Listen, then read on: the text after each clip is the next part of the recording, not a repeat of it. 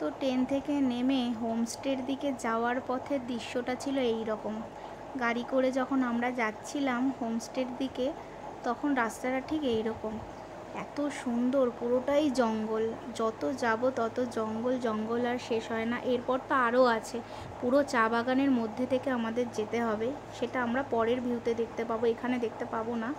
এখন হোটেল অবধি যাওয়ার যেই ভিউটা, রাস্তাটা, শুধু সেই জঙ্গলটাই এটা দেখাচ্ছি। তো এই জঙ্গলের মধ্যে দিয়ে এগিয়ে যাচ্ছি আমাদের হোমস্টের উদ্দেশ্যে। অবশেষে গিয়ে আমরা আমাদের হোমস্টেতে উঠলাম। এটা হচ্ছে রঙ্গ। রঙ্গতে আমরা ফার্স্ট দিন স্টে করেছিলাম। তো রঙ্গর চারদিকটা ছিল এইরকম, খুবই সুন্দর, খুবই অপূর্ব দৃশ্য ছিল। পুরো গ্রিটিংস কার্ডের মতো অনুভূতি হবে দেখলে চারিদিকটা। এই যে সেই সুন্দর পরিবেশটা খুব ভালো লাগছিল।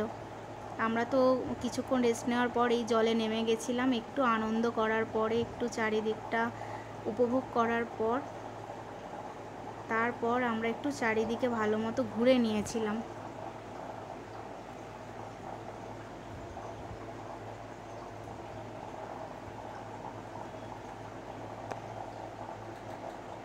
এই অল্প জলে আমাদের বাচ্চারাও একটু নেমে খেলা করছিল, কারণ খুব একটা রিস্কি ছিল না, খুব একটা স্লিপারি ছিল না।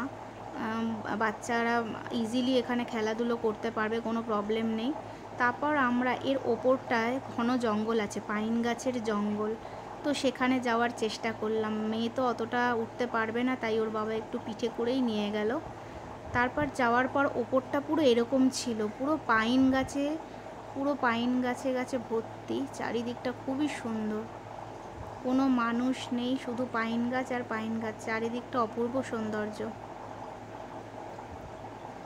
অপূর্ব সৌন্দর্য দেখে আমরা তো খুবই মুগ্ধ, কারণ এরকম তো সচরাচর পাওয়া যায় না, এরকম জায়গা ছাড়া।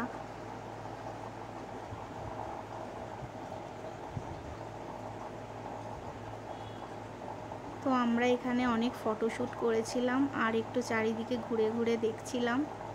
কিছুক্ষণ টাইম এখানে বসেছিলাম। খুব নিরিবিলি আর খুব সুন্দর জায়গা।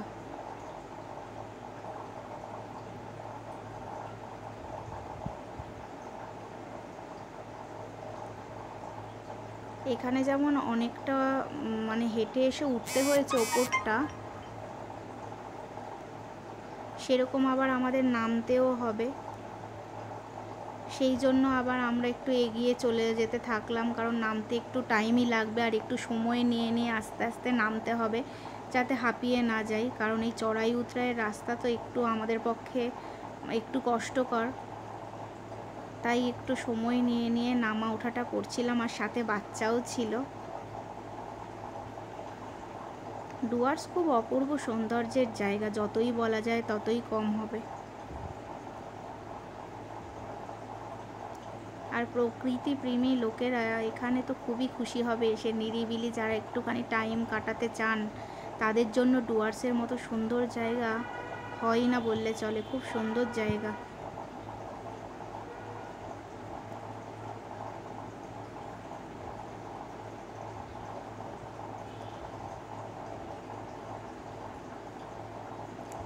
ফোনে কতটা বোঝা যাচ্ছে জানি না, তবে জায়গাটা খুবই সুন্দর। এই ওপরের পাইনের বনটা, প্রথমে তো অতটা উঁচুতে উঠতে হবে বলে আমি উঠতেই চাইছিলাম না, কিন্তু সত্যি ওঠার পরে এত সুন্দর ভেতরের ভিউ পেয়েছি আমি।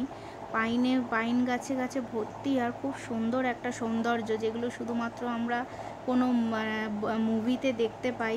যত সুন্দর জঙ্গল, সেটা পুরো উপভোগ করেছি।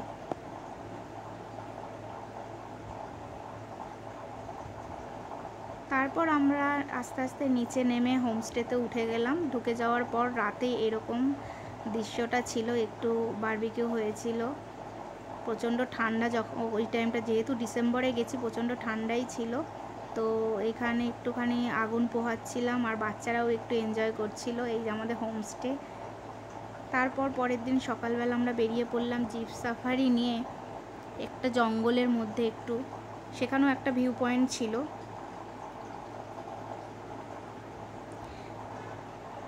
জিপ সাফারি বেশ ভালোই লাগছিল, বন্ধুরা মিলে সবাই আনন্দ করতে করতে যাচ্ছিলাম।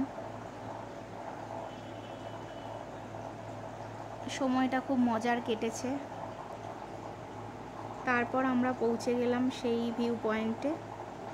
এই ভিউ পয়েন্টে একটা ব্রিজের ওপর থেকে এরকম গিয়ে তারপরে নেমে পড়তে হবে, আর ভেতরেই সেই জঙ্গলের ভিউটা আছে। যতটা পারলাম দেখালাম। পুরো ভেতরে একদম সব জায়গা মোবাইল দিয়ে সব কিছু তোলাও যায় না।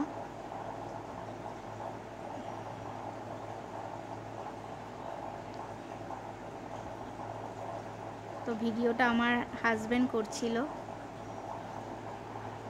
তারপর আমরা বেরিয়ে পড়লাম চা বাগানের উদ্দেশ্যে। ওই ভিউ পয়েন্ট ঘোরা হয়ে গেল। তারপর আমরা এই চা বাগানে চলে আসলাম। এখানে প্রচুর পরিমাণে ময়ূর দেখতে পাওয়া যাবে, আর সেই ময়ূরগুলো ফটো আমি কিছুতেই তুলতে পারছিলাম না। যখনই একটু কোনোভাবে ফটো তুলতে যাচ্ছিলাম ওরা পুরো গাছের মধ্যে মধ্যে লুকিয়ে পড়ছিল, তাই জন্য ওদের আমি একদম দেখাতে পারলাম না, কিন্তু আমরা দেখতে পেয়েছিলাম দু একটা ময়ূর। তারপর নেক্সট আমরা অন্য আর একটা ভিউ পয়েন্টে চলে গেলাম। এটাও জঙ্গলের মধ্যে দিয়েই যেতে হয়। এখানে বেশিরভাগ সব ভিউগুলো জঙ্গলের মধ্যে দিয়েই দেখা যায়। এই যে সেই ভিউ পয়েন্টটা, এটাও একটা ভিউ পয়েন্ট। আজ এতটাই, থ্যাংক ইউ। পরের এপিসোড নিয়ে